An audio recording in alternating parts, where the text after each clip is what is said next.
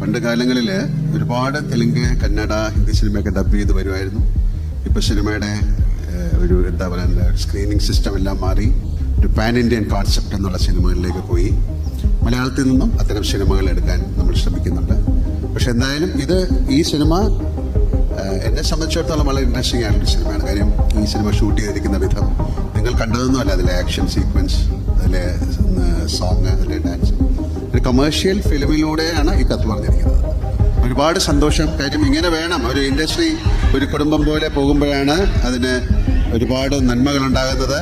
ഇത് ഒരു pan Indian film എന്ന് പറയുന്നത് എങ്ങനെയാണ്, നമ്മുടെ നാട്ടിലുള്ള അല്ലെങ്കിൽ എല്ലാ ഭാഷകളിലുള്ള ആക്ടേഴ്സ് ടുഗദറായിട്ടൊരു വലിയ സിനിമ ചെയ്യുക എന്ന് പറയുന്നത് ഈസി ആയിട്ടുള്ള കാര്യമല്ല.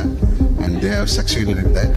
And thank you very much. Thank you so much Mohan Babu sir for inviting me and giving me a role like this. Thank you Vishnu, thank you director and all the who's charge. എന്നാലും കണ്ണപ്പ വലിയൊരു experience ആകട്ടെ, ഒരു visual experience ആകട്ടെ. നമുക്ക് തീർച്ചയായിട്ടും ഇത്തരം സിനിമകൾ അത് മൊഴിമാറ്റം ചെയ്ത് മലയാളത്തിൽ വരുമ്പോൾ, കാര്യം ഇന്ത്യയിലെ ഏറ്റവും വലിയൊരു ഇൻഡസ്ട്രിയാണ് തെലുഗു ഇൻഡസ്ട്രി. ഏറ്റവും വലിയ ഇൻഡസ്ട്രിയാണ്.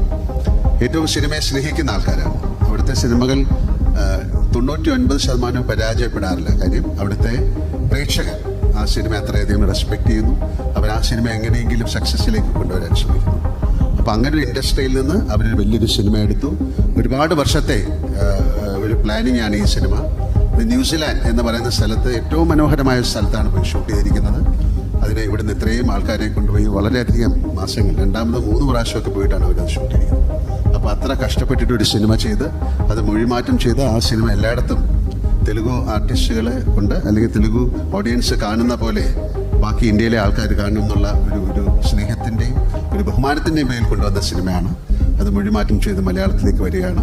നമുക്ക് നമ്മുടെ ഒരു കടമയാണ് ഒരു ഫിലിമിനെ സക്സസ്ഫുൾ ആക്കുക എന്നുള്ളത്. അങ്ങനെ സംഭവിക്കട്ടെ. ഈശ്വരൻ്റെ അനുഗ്രഹം കണ്ണപ്പയ്ക്ക് ഉണ്ടാകട്ടെ. ഒരിക്കൽ കൂടെ thank you Mohan Babu sir, Vishnu, എല്ലാവർക്കും നല്ലൊരു സായാഹ്നം നേരുന്നു. എല്ലാ സിനിമകളും നന്നായിട്ട് ഓടണം. അപ്പോഴേ സിനിമ ഇൻഡസ്ട്രിയുടെ ചക്രം മുന്നോട്ട് ചലിക്കുള്ളൂ.